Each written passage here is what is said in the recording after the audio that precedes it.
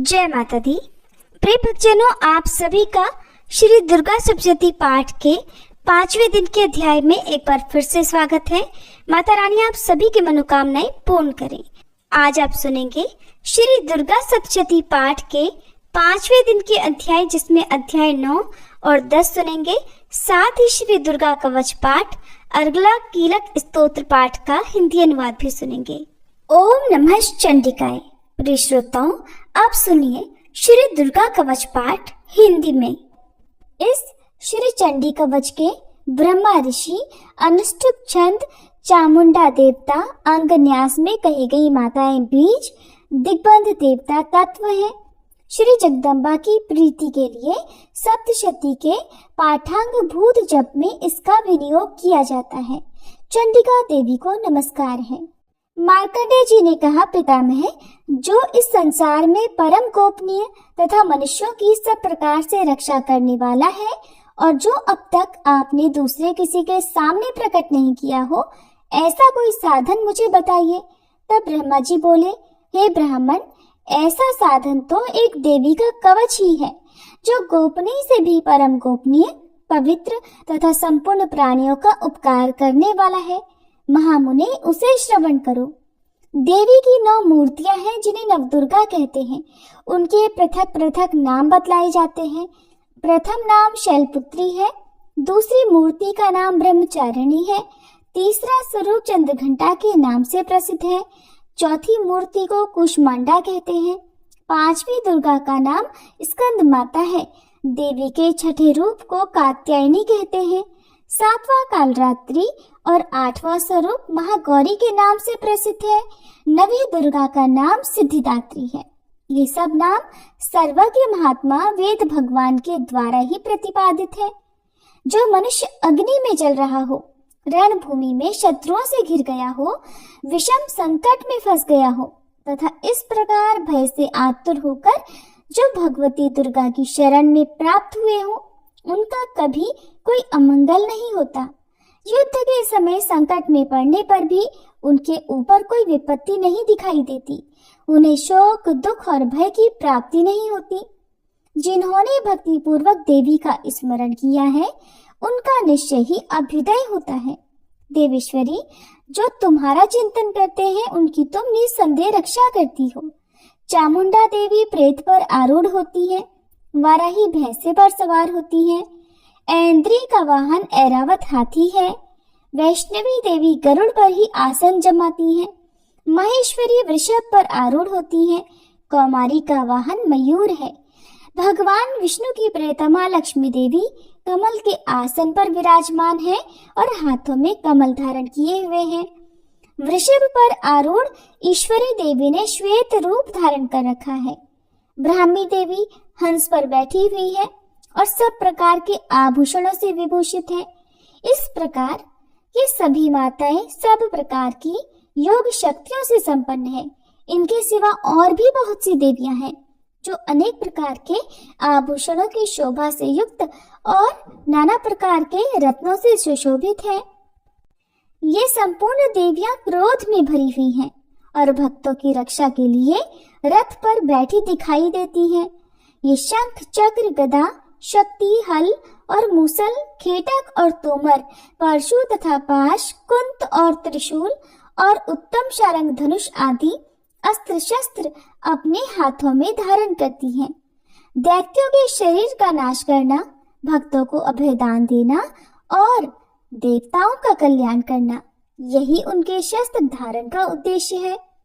कवच आरंभ करने के बाद पहले इस प्रकार प्रार्थना करनी चाहिए कि महान रौद्र रूप, अत्यंत घोर पराक्रम, महान बल और महान उत्साह वाली देवी, आप महान भय का नाश करने वाली हो, आपको नमस्कार है। आपकी ओर देखना भी कठिन है। शत्रुओं का भय बढ़ाने वाली जगदम्बिके, मेरी रक्षा करो। पूर्व दिशा में ऐन्द्रिय इंद्र शक्ति मेरी रक्षा करे। अग्नि कोण में अग्नि शक्ति, दक्षिण दिशा में वाराही और नैऋत्य कोण में खड्गधारिणी मेरी रक्षा करे। पश्चिम दिशा में वारुणी और वायव्य कोण में मृग पर सवारी करने वाली देवी मेरी रक्षा करे। उत्तर दिशा में कौमारी और ईशान कोण में शूलधारिणी देवी रक्षा करे। ब्रह्माणी, आप ऊपर की ओर से मेरी रक्षा करो और वैष्णवी देवी नीचे की ओर से मेरी रक्षा करे। इसी प्रकार शव को अपना वाहन बनाने वाली चामुंडा देवी दसों दिशाओं में मेरी रक्षा करे। जया आगे से और विजया पीछे की ओर से मेरी रक्षा करे। वाम भाग में अजिता और दक्षिण भाग में अपराजिता रक्षा करे। उद्योतनी शिखा की रक्षा करे। उमा मेरे मस्तक पर विराजमान होकर रक्षा करे। ललाट में मालाधारी रक्षा करे और यशस्विनी देवी मेरी भौहों का संरक्षण करे। भौहों के मध्य भाग में त्रिनेत्रा और नथनों की यमघंटा देवी रक्षा करे। दोनों नेत्रों के मध्य भाग में शंखिनी और कानों में द्वारवासिनी रक्षा करे। कालिका देवी कपोलों की तथा भगवती शांकरी कानों के मूल भाग की रक्षा करे। नासिका में सुगंधा और ऊपर के ओठ में चर्चिका देवी रक्षा करे। नीचे के ओठ में अमृत कला और जिह्वा में सरस्वती देवी रक्षा करे। कौमारी दांतों की और चंडिका कंठ प्रदेश की रक्षा करे। चित्रघंटा गले की घाटी की और महामाया तालू में रहकर रक्षा करे। कामाक्षी थोड़ी की और सर्वमंगला मेरी वाणी की रक्षा करे। भद्रकाली ग्रीवा में और धनुर्धरी पृष्ठवंश अर्थात मेरुदंड में रहकर रक्षा करे।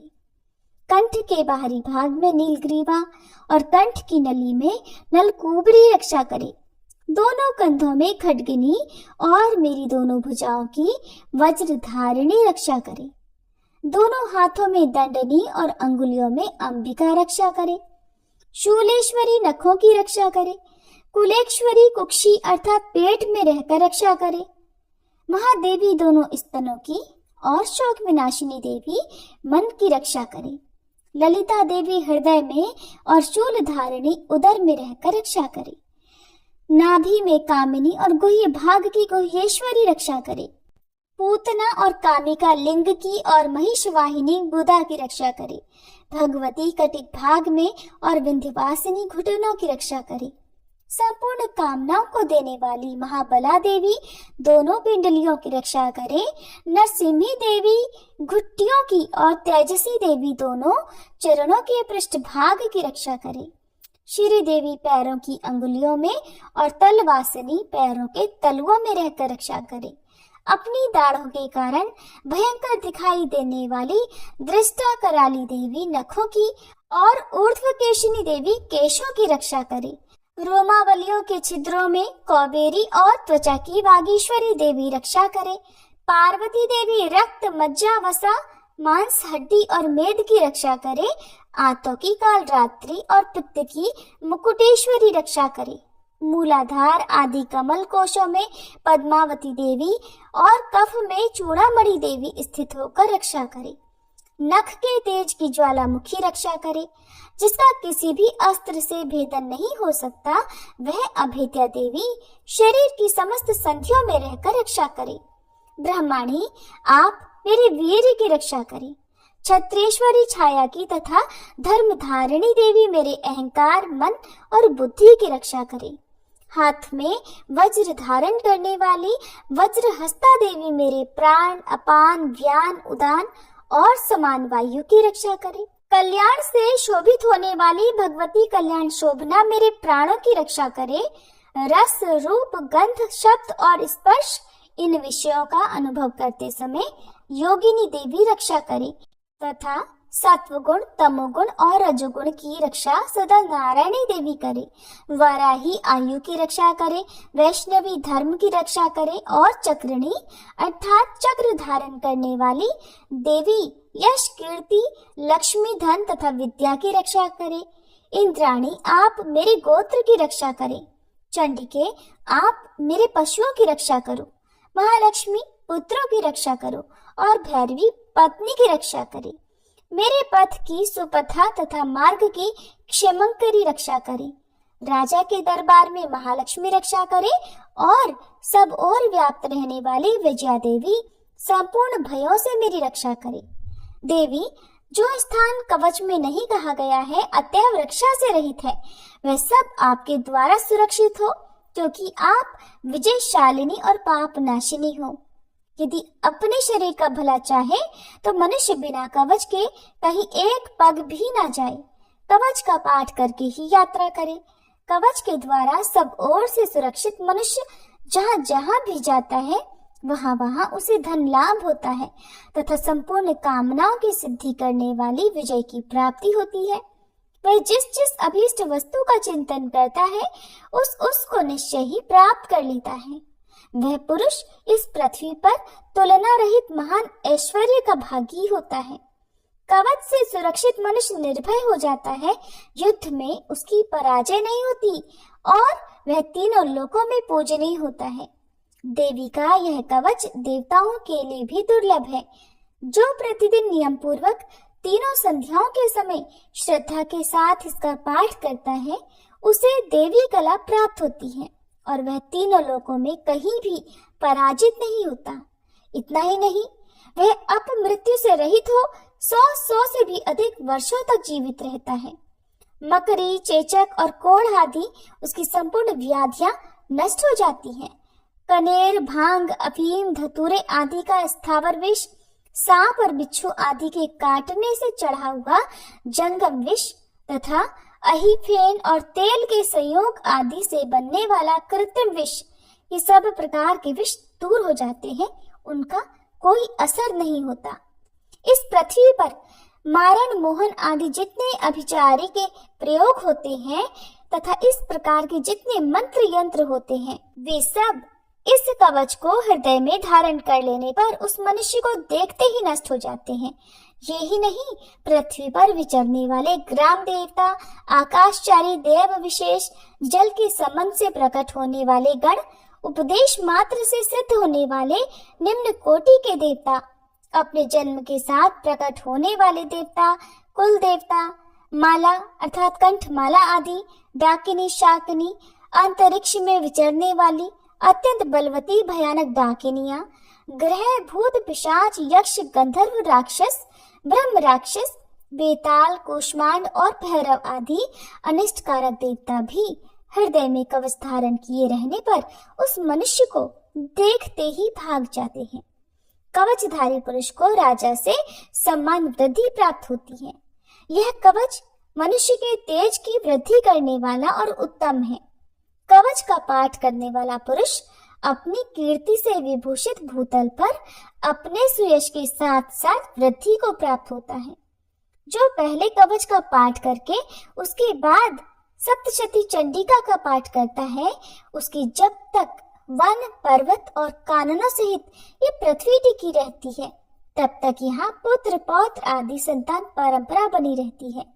फिर देह का अंत होने पर वह पुरुष भगवती महामाया के प्रसाद से उस नित्य परम पद को प्राप्त होता है जो देवताओं के लिए भी दुर्लभ है। ये सुंदर दिव्य रूप धारण करता और कल्याण में शिव के साथ आनंद का भागी होता है। श्री दुर्गा कवच पाठ समाप्त हुआ। प्रेम से बोलिए दुर्गे मैया की जय। अब सुनिए अगला स्तोत्र पाठ। श्री मार्कंडेय जी कहते हैं, जयंती मंगला काली भद्रकाली कपालिनी दुर्गा क्षमा शिवा धात्री स्वाहा और स्वधा, इन नामों से प्रसिद्ध जगदम्बिके आपको मेरा नमस्कार है। देवी चामुंडे आपकी जय हो। संपूर्ण प्राणियों की पीड़ा को हरने वाली देवी आपकी जय हो। सब में व्याप्त रहने वाली देवी आपकी जय हो। काल रात्रि आपको नमस्कार है। मधु और कैटभ को मारने वाली तथा ब्रह्मा जी को वरदान देने वाली देवी आपको नमस्कार है। आप मुझे रूप दो, जय दो, यश दो और काम क्रोध आदि शत्रुओं का नाश करो।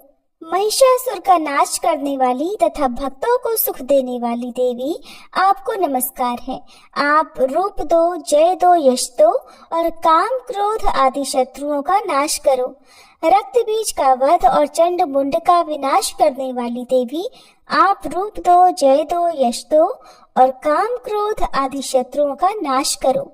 शुंभ और निशुंभ तथा धूम्रलोचन का मर्दन करने वाली देवी आप रूप दो, जय दो, यश दो और काम क्रोध आदि शत्रुओं का नाश करो। सबके द्वारा वंदित युगल चरणों वाली तथा संपूर्ण सौभाग्य प्रदान करने वाली देवी, आप रूप दो, जय दो, यश दो और काम क्रोध आदि शत्रुओं का नाश करो। देवी, आपके रूप और चरित्र अचिंत्य हैं। आप समस्त शत्रुओं का नाश करने वाली हो। रूप दो, जय दो, यश दो और काम क्रोध आदि शत्रुओं का नाश करो। पापों को दूर करने वाली चंडी के, जो भक्ति पूर्वक आपके चरणों में सर्वदा मस्तक झुकाते हैं, उन्हें रूप दो, जय दो, यश दो और उनके काम क्रोध आदि शत्रुओं का नाश करो। रोगों का नाश करने वाली चंडी के, जो भक्ति पूर्वक आपकी स्तुति करते हैं, उन्हें रूप दो, जय दो, यश दो और उनके काम क्रोध आदि शत्रुओं का नाश करो। चंडी के, इस संसार में जो भक्ति पूर्वक आपकी पूजा करते हैं, उन्हें रूप दो, जय दो, यश दो और उनके काम क्रोध आदि शत्रुओं का नाश करो। मुझे सौभाग्य और आरोग्य दो, परम सुख दो, रूप दो, जय दो, यश दो और मेरे काम क्रोध आदि शत्रुओं का नाश करो। जो मुझसे द्वेष रखते हो, उनका नाश और मेरे बल की वृद्धि करो। रूप दो, जय दो, यश दो और मेरे काम क्रोध आदि शत्रुओं का नाश करो। देवी, मेरा कल्याण करो, मुझे उत्तम संपत्ति प्रदान करो। मुझे रूप दो, जय दो, यश दो और मेरे काम क्रोध आदि शत्रुओं का नाश करो। अंबिके, देवता और असुर दोनों ही अपने माथे के मुकुट की मणियों को आपके चरणों पर घिसते रहते हैं। आप मुझे रूप दो, जय दो, यश दो और काम क्रोध आदि शत्रुओं का नाश करो। आप अपने भक्तजन को विद्वान, यशस्वी और लक्ष्मीवान बनाओ तथा रूप दो, जय दो, यश दो और उसके काम क्रोध आदि शत्रुओं का नाश करो। प्रचंड दैत्यों के दर्प का दलन करने वाली चंडी के, मुझ शरणागत को रूप दो, जय दो, यश दो और मेरे काम क्रोध आदि शत्रुओं का नाश करो। चतुर्मुख ब्रह्मा जी के द्वारा प्रशंसित चार भुजा धारिणी परमेश्वरी, आप रूप दो, जय दो, यश दो और काम क्रोध आदि शत्रुओं का नाश करो। देवी अंबिके, भगवान विष्णु नित्य निरंतर भक्ति पूर्वक आपकी स्तुति करते रहते हैं। आप रूप दो, यश दो और काम क्रोध आदि शत्रुओं का नाश करो। हिमालय कन्या पार्वती के पति महादेव जी के द्वारा प्रशंसित होने वाली परमेश्वरी, आप रूप दो, जय दो, यश दो और काम क्रोध आदि शत्रुओं का नाश करो। शचीपति इंद्र के द्वारा सद्भाव से पूजित होने वाली परमेश्वरी, आप रूप दो, जय दो, यश दो और काम क्रोध आदि शत्रुओं का नाश करो। प्रचंड भुजदंडों वाले दैत्यों का घमंड चूर करने वाली देवी, आप रूप दो, जय दो, यश दो और काम क्रोध आदि शत्रुओं का नाश करो। देवी अंबिके, आप अपने भक्तजनों को सदा असीम आनंद प्रदान करती रहती हो। मुझे रूप दो, जय दो, यश दो और मेरे काम क्रोध आदि शत्रुओं का नाश करो। मन की इच्छा के अनुसार चलने वाली मनोहर पत्नी प्रदान करो, जो दुर्गम संसार सागर से तारने वाली तथा उत्तम कुल में उत्पन्न हुई हो। जो मनुष्य इस स्तोत्र का पाठ करके सप्तशती रूपी महास्तोत्र का पाठ करता है, वह सप्तशती की जप संख्या से मिलने वाले श्रेष्ठ फल को प्राप्त होता है। साथ ही वह प्रचुर संपत्ति भी प्राप्त कर लेता है। अर्गला स्तोत्र पाठ समाप्त। अब सुनिए कीलक स्तोत्र पाठ का हिंदी अनुवाद। मार्कंडेय जी कहते हैं, विशुद्ध ज्ञान ही जिनका शरीर है, तीनों वेद ही जिनके दिव्य नेत्र हैं, जो कल्याण प्राप्ति के हेतु हैं और अपने मस्तक पर अर्धचंद्र का मुकुट धारण करते हैं, उन भगवान शिव को नमस्कार है। मंत्रों का जो अभी कीलक है, अर्थात मंत्रों की सिद्धि में विघ्न उपस्थित करने वाले शाप रूपी कीलक का जो निवारण करने वाला है, उस सप्तशती स्तोत्र को संपूर्ण रूप से जानना चाहिए और जानकर उसकी उपासना करनी चाहिए। यद्यपि सप्तशती के अतिरिक्त अन्य मंत्रों के जप में भी जो निरंतर लगा रहता है, वो भी कल्याण का भागी होता है। उसके भी उच्चाटन आदि कर्म सिद्ध होते हैं और उसे भी समस्त दुर्लभ वस्तुओं की प्राप्ति हो जाती है। फिर भी जो अन्य मंत्रों का जप न करके केवल इस सप्तशती नामक स्तोत्र से ही देवी की स्तुति करते हैं, उन्हें स्तुति मात्र से ही सच्चिदानंद स्वरूपिणी देवी सिद्ध हो जाती हैं। उन्हें अपने कार्य की सिद्धि के लिए मंत्र, औषधि और अन्य किसी साधन के उपयोग की आवश्यकता नहीं रहती। बिना जप के ही उनके उच्चाटन आदि समस्त अभिचारिक कर्म सिद्ध हो जाते हैं। इतना ही नहीं, उनकी संपूर्ण अभीष्ट वस्तुएं भी सिद्ध होती हैं। लोगों के मन में ये शंका थी कि जब केवल सप्तशती की उपासना से अथवा सप्तशती को छोड़कर अन्य मंत्रों की उपासना से भी समान रूप से सब कार्य सिद्ध होते हैं, तब इनमें श्रेष्ठ कौन सा साधन है? लोगों की इसी शंका को सामने रखकर भगवान शंकर ने अपने पास आए हुए जिज्ञासुओं को समझाया कि ये सप्तशती नामक संपूर्ण स्तोत्र ही सर्वश्रेष्ठ एवं कल्याणमय है। तदंतर भगवती चंडिका के सप्तशती नामक स्तोत्र को महादेव जी ने गुप्त कर दिया। सप्तशती के पाठ से जो पुण्य प्राप्त होता है उसकी कभी समाप्ति नहीं होती, किंतु अन्य मंत्रों के जपजन्य पुण्यों की समाप्ति हो जाती है। अतः भगवान शिव ने अन्य मंत्रों की अपेक्षा जो सप्तशती की ही श्रेष्ठता का निर्णय किया, उसे यथार्थ ही जानना चाहिए। अन्य मंत्रों का जप करने वाला पुरुष भी यदि सप्तशती के स्तोत्र और जप का अनुष्ठान कर ले तो वो भी पूर्ण रूप से ही कल्याण का भागी होता है, इसमें तनिक भी संदेह नहीं है। जो साधक कृष्ण पक्ष की चतुर्दशी अथवा अष्टमी को एकाग्रचित्त होकर भगवती की सेवा में अपना सर्वस्व समर्पित कर देता है और फिर उसे प्रसाद रूप से ग्रहण करता है, उसी पर भगवती प्रसन्न होती है, अन्यथा उनकी प्रसन्नता नहीं प्राप्त होती। इस प्रकार सिद्धि के प्रतिबंधक रूप कील के द्वारा महादेव जी ने इस स्तोत्र को कीलित कर रखा है।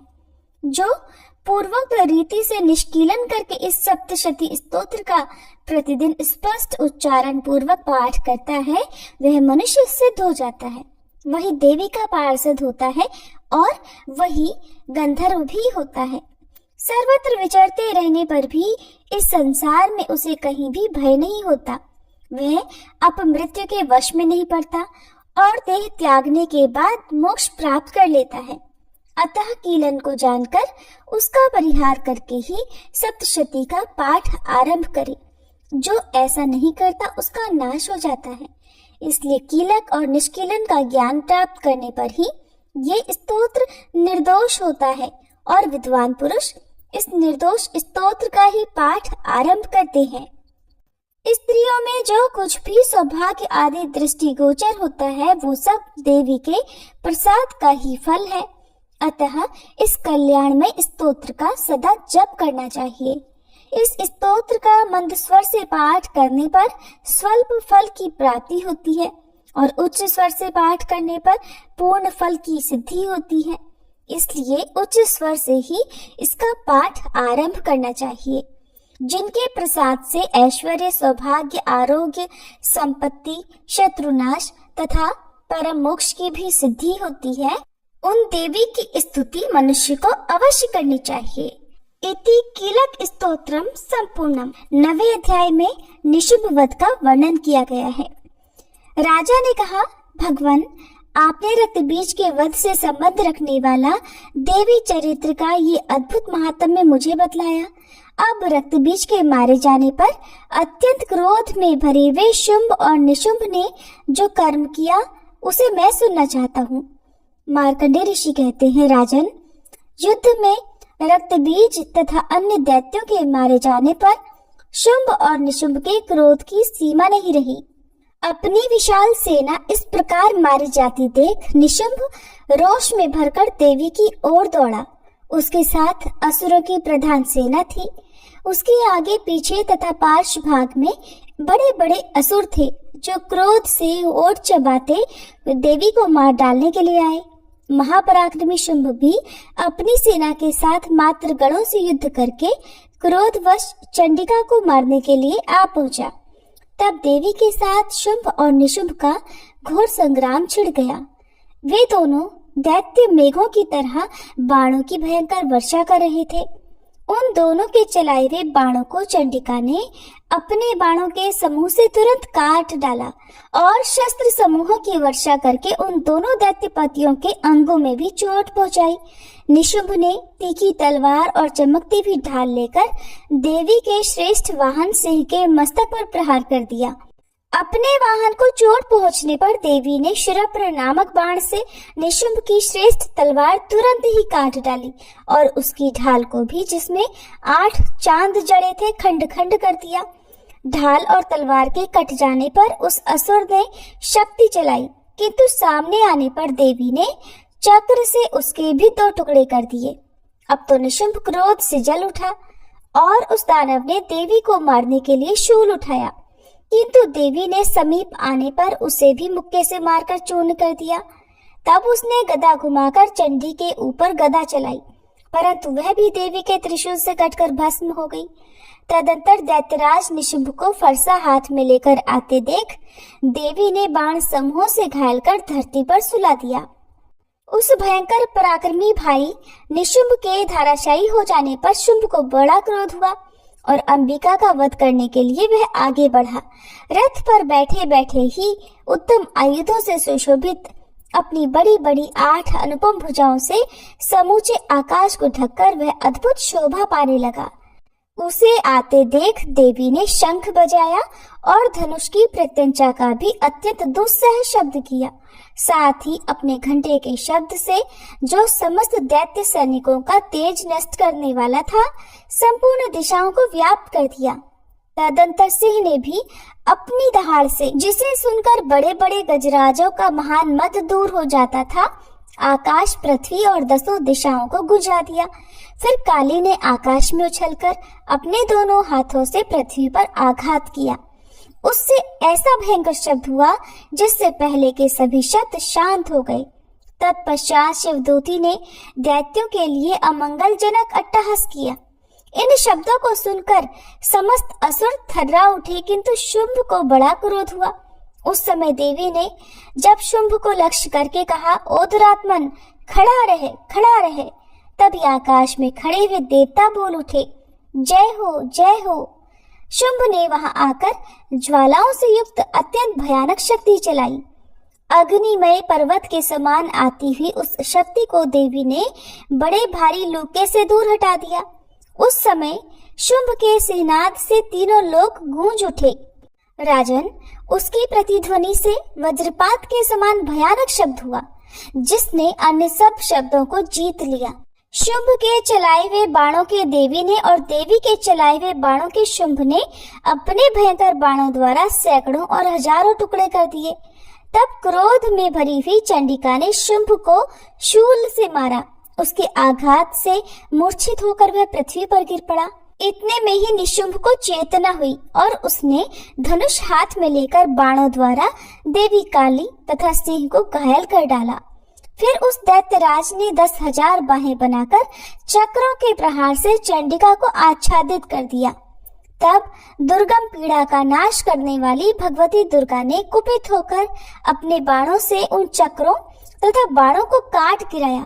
ये देख निशुंभ दैत्य सेना के साथ चंडिका का वध करने के लिए हाथ में गदा लेकर बड़ी तेजी से दौड़ा।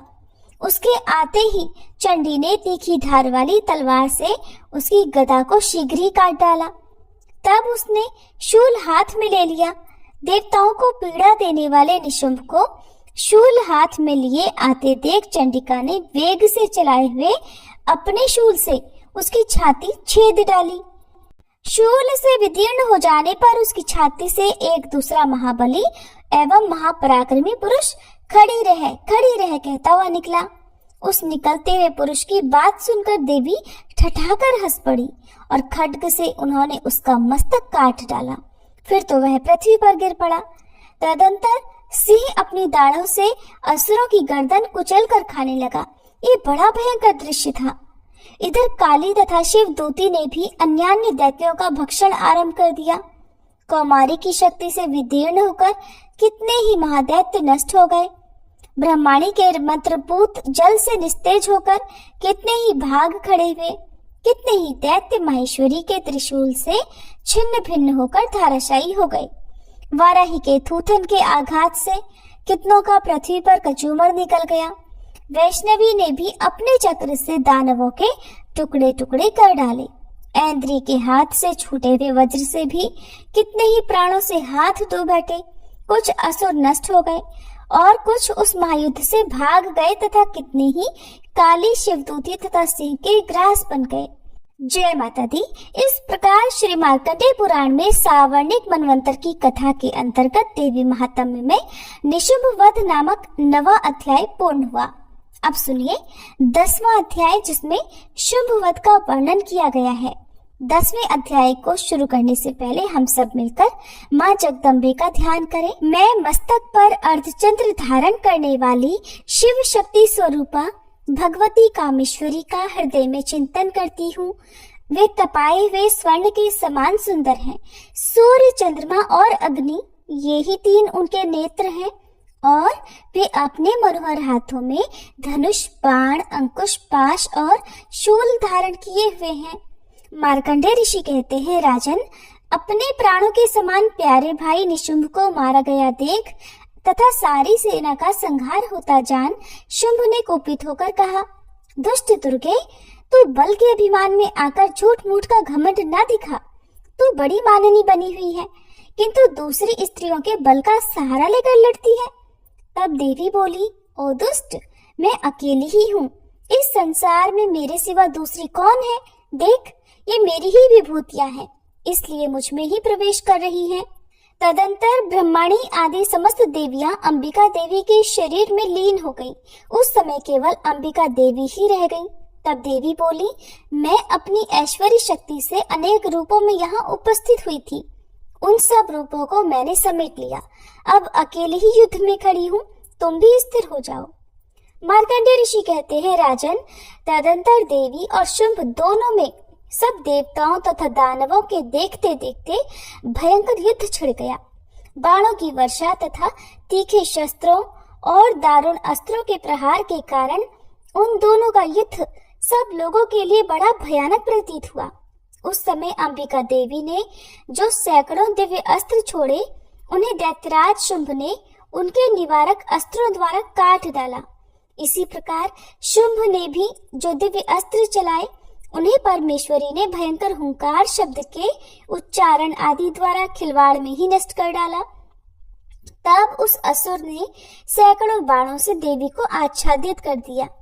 ये देख क्रोध में भरी हुई उन देवी ने भी बाण मारकर उसका धनुष काट डाला। धनुष कट जाने पर फिर दैत्यराज ने शक्ति हाथ में ली, किंतु देवी ने चक्र से उसकी हाथ की शक्ति को भी काट गिराया। तत्पश्चात दैत्यों के स्वामी शुंभ ने 100 चांदों वाली चमकती हुई ढाल और तलवार हाथ में ले उस समय देवी पर धावा किया। उसके आते ही चंडिका ने अपने धनुष से छोड़े हुए तीखे बाणों द्वारा उसकी सूर्य किरणों के समान उज्जवल ढाल और तलवार को तुरंत काट दिया।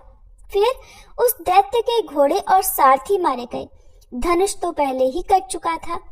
अब उसने अंबिका को मारने के लिए उद्यत होकर भयंकर मुदगर हाथ में लिया। उसे आते देख देवी ने अपने तीक्ष्ण बाणों से उसका मुदगर भी काट डाला, जिस पर वह असुर मुक्का तानकर बड़ी तेजी से देवी की ओर झपटा। उस दैत्यराज ने देवी की छाती में मुक्का मारा, तब उन देवी ने भी उसकी छाती में एक चांटा जड़ दिया। देवी का थप्पड़ खाकर दैत्यराज शुंभ पृथ्वी पर गिर पड़ा, किंतु पुनः सहसा पहले की तरह उठकर खड़ा हो गया। फिर वह उछला और देवी को ऊपर ले जाकर आकाश में खड़ा हो गया। तब चंडिका आकाश में भी बिना किसी आधार के ही शुंभ के साथ युद्ध करने लगी। उस समय दैत्य और चंडिका आकाश में एक दूसरे से युद्ध करने लगे और उनका वह युद्ध पहले सिद्ध और मुनियों को विस्मय में डालने वाला हुआ। फिर अंबिका ने शुंभ के साथ बहुत देर तक युद्ध करने के पश्चात उसे उठाकर घुमाया और पृथ्वी पर पटक दिया। पटके जाने पर पृथ्वी पर आने के बाद वह दुष्टात्मा दैत्य पुनः चंडिका का वध करने के लिए उनकी ओर बड़ी तेजी से दौड़ा।